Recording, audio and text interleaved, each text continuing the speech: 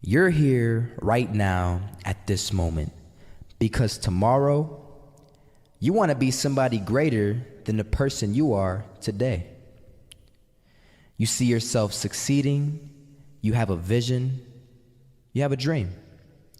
Congratulations. You're already 10 steps ahead of 95% of the world. Imagine if Michael Jordan was scared of missing. He would have never taken a shot. Imagine if Steve Jobs was afraid of people not liking his product. There would be no iPhone. So ask yourself this: do you want to be a person who fears failure, or do you want to be a person who loves success? Which one?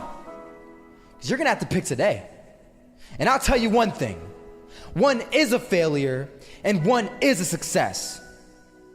And if you love success, there is nothing that can stop you. All those negative things people say will mean nothing. They're gonna talk about how only 1% make it to the top. Big deal. Wanna know something else? Only 1% stick with that fitness program long enough to see results. Only 1% of nerds stick with that video game long enough to get good at it. Only 1% of relationships stick it out to the end. That doesn't mean you have a 1% chance.